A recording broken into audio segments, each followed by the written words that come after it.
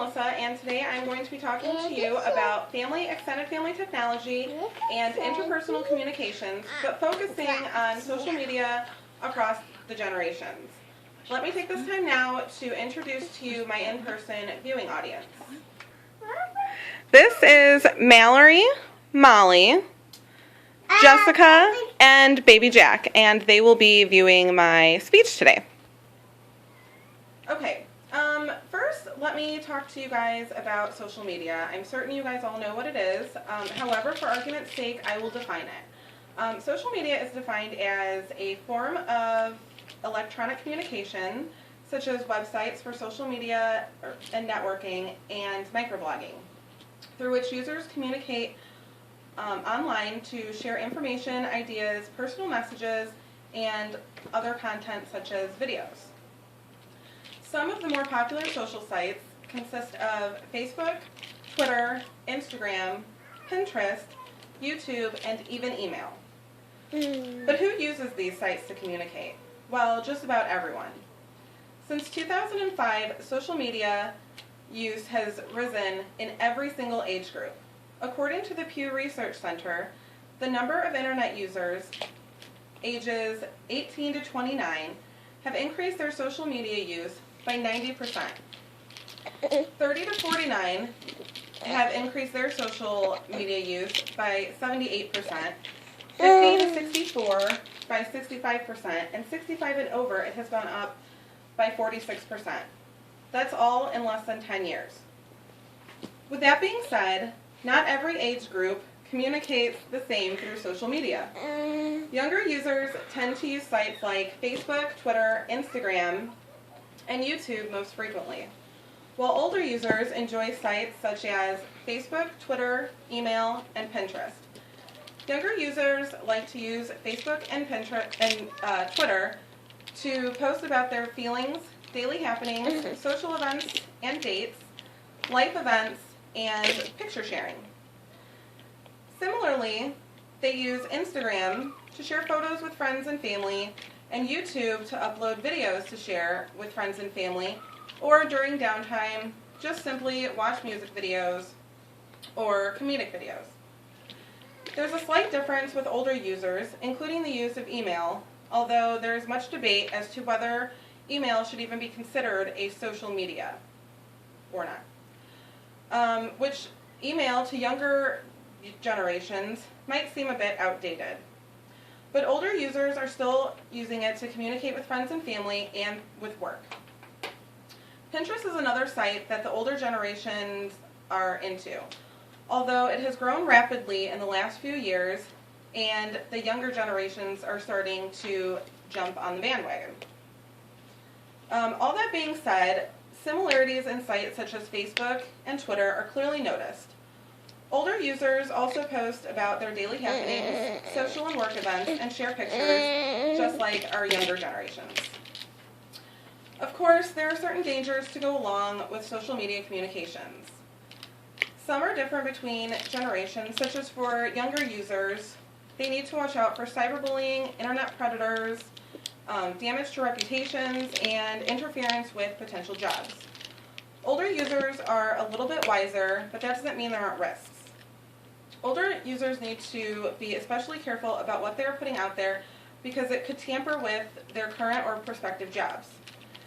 There's always a risk of communicating too much personal information that leaves the door open for judgment and could easily damage relationships between friends and family to the point of a potential cease in communication altogether. Arguably, the greatest common benefit among the generations is being able to communicate with family and friends in real time.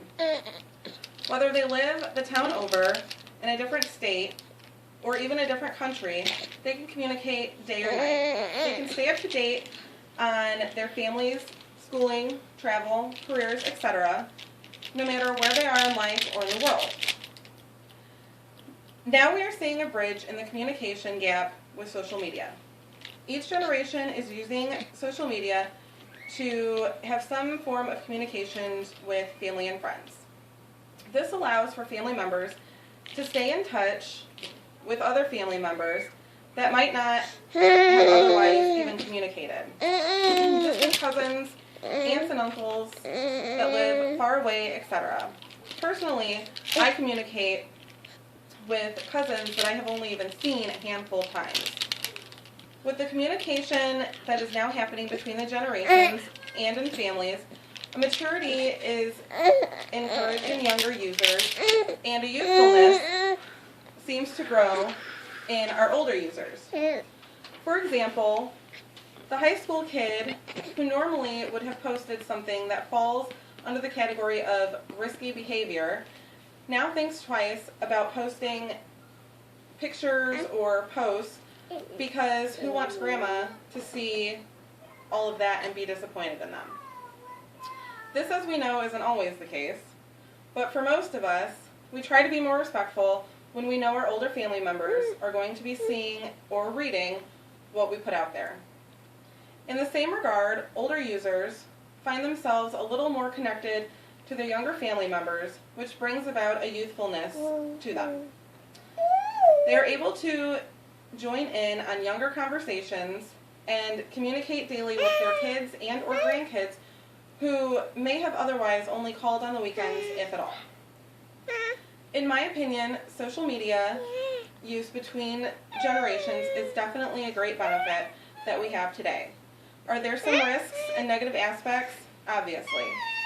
However, I believe that being able to communicate with people you wouldn't otherwise have any contact with is a great benefit that would have outweighed any negative aspects of communicating via social networks.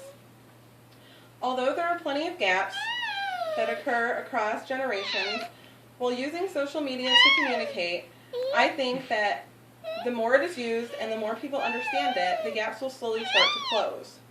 We are already seeing the gaps close just by the simple fact that my 89-year-old grandmother has a Facebook account.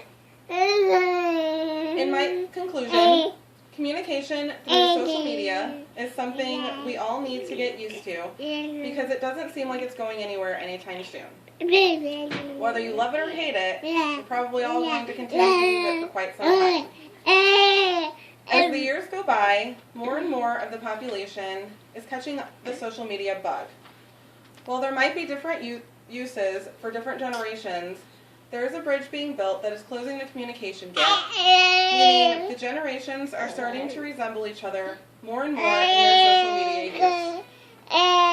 Sure, there are pros and cons, but overall, it seems to be agreed throughout each generation that the pros definitely outweigh the cons, especially when it comes to communicating with family, extended family, or otherwise, and our friends.